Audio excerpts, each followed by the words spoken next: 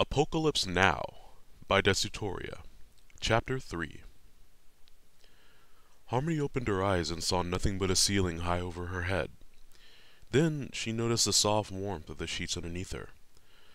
Thank God, she thought to herself. It was a dream. It was all a dream. But something still felt off. As her senses slowly returned to her, she noticed that her bed was on the wrong side of the room. She sat up suddenly. Trash and clothes littered the entire room. She was in Hideki's bed. No one else was in the room. She didn't get it. She couldn't understand how she had gotten here. She didn't remember falling asleep. She looked down and noticed she was fully dressed, except for her shoes. She must not have come here willingly. It couldn't have been a dream.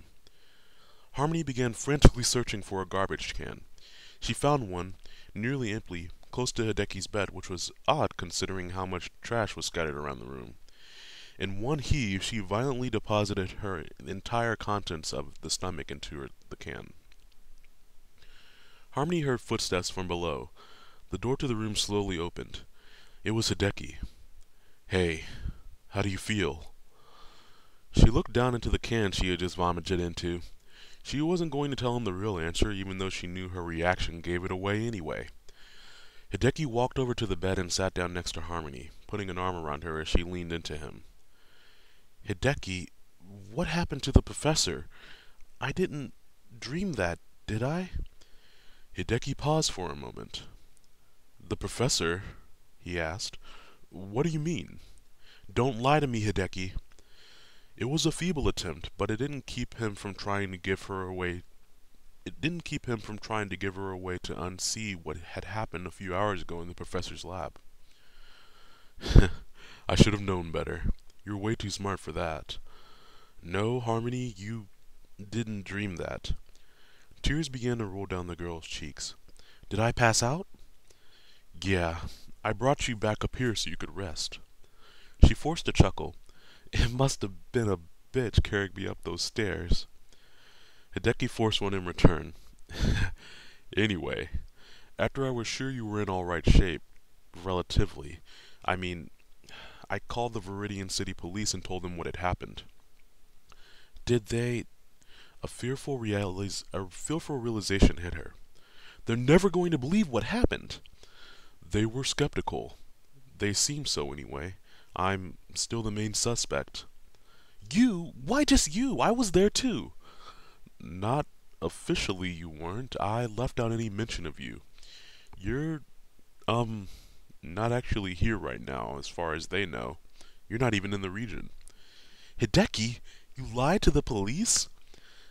"I lied to... look at you. You're in no condition to be grilled by the cops, but we do need to get you back home as soon as you're up to it." Harmony was even more confused now, although she was touched by the lengths Hideki had gone to protect her from this. "Wait, how are you able to be here right now? If you're the main suspect—" "I am, but there were 3 lab aides in the building that heard the Raticate scream, along with my orders to Rochelle to kill it. Plus the fact that I called it in myself adds to my credibility, so I'm not under arrest or anything. I just had to promise not to leave Palatown." "It sounds like they have no choice but to write you off," she tried to convince herself. "I'll be fine, Harmony. Don't worry about me." "How can you say that?" She hugged him so tightly that it actually hurt a little. "Hideki, as horrifying as that was, I'm glad you didn't get hurt."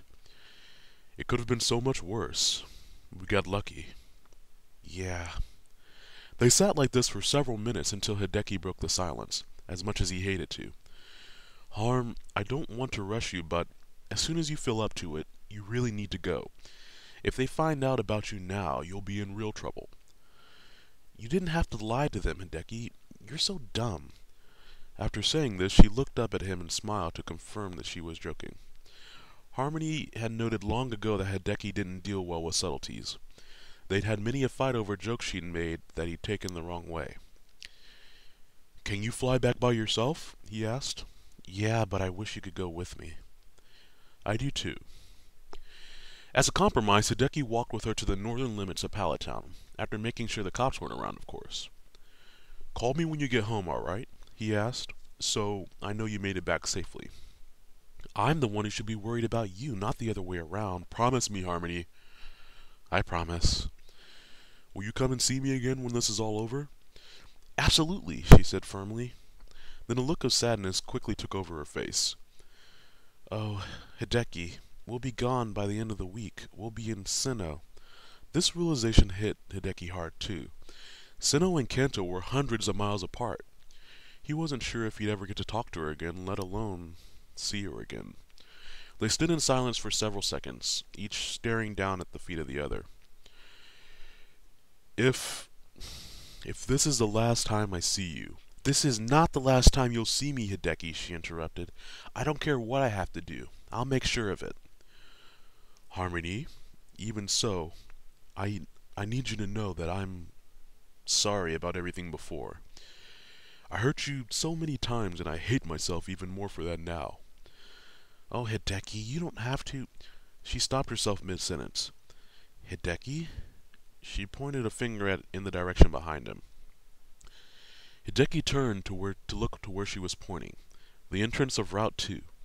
A small pack of Rattata were wandering in their direction, toward the town. Since when did Pokemon leave the tall grass? Harmony asked. They don't. One Rattata noticed the pair, then shouted what closely resembled a rallying cry, only twice as barbaric. Rattata! Upon hearing this call, the other Rattata in the pack started racing towards them. This time, Harmony was the first to react, throwing a Pokeball from her belt between herself at the horde of rats. Rocky, use strength! An absolute behemoth emerged from the Pokeball. Harmony's Steelix, Rocky. With the amazing speed it whipped its massive steel tail forward, clobbering several Rattata in one swing. That's alright, Hideki, don't help me out or anything. Hideki finally snapped back into reality. It wasn't often that Hideki was the last to react to anything, but the suddenness of the onslaught paired with his previous heartbreaking realization had forced him to let his guard down this time. Sorry, he mumbled. Go, success! Hideki threw a different ball from all of his others. It was an Ultra Ball, colored black and yellow to match its resident, Zapdos, the legendary Bird of Thunder. Success! Attack it with thunder! Hit as many as you can! Success let out a shriek as a black cloud quickly formed in the sky from seemingly nothing. Zapdos! The great beast proclaimed, as a bolt of lightning descended from the cloud, striking 4 or 5 of the Rattata at once. The initial wave had all been eliminated, but Hideki saw more in the distance. They had heard the commotion and had come for their meal. Success! Stay in the air! Harmony, these Rattata are all at a very low level. Wait until they get close enough, then take them all out with one earthquake. I'll back you up with thunder if you need me to. Right, she confirmed. She waited until she could no longer see any Rattata on the horizon. Now they were about 70 feet from her Steelix. This wave had about 40 rats in it, she estimated. All right, Rocky, earthquake! The Steelix let out a mighty roar and raised its head high as it could, and then slammed it onto the ground, causing a massive tremor in front of him. Every Rattata in the group either fell into a crack which quickly sealed into a ready-made grave, or was crushed by a flying chunk of earth, uprooted by the quake. As was the norm whenever a Pokemon used the move Earthquake, the ground settled back into the state it was in before the move was used, leaving nothing but a few flattened corpses. The two trainers called their Pokemon back and examined a few of the bodies. Most of them looked like normal Rattata, but Hideki noted some disturbing features of others. Some were missing limbs or eyes or entire patches of skin. One had nothing but a skull for a head, bound but a few remaining ligaments and tendons. These Rattata were beyond injured. They were flat out decayed. Harmony, we have to get out of here now. I thought you said you weren't allowed to leave. This doesn't matter anymore, Harmony. You trust me, right? Of course. With your life? With my life. Okay. Hideki, do you know what's going on? I'm afraid I just might.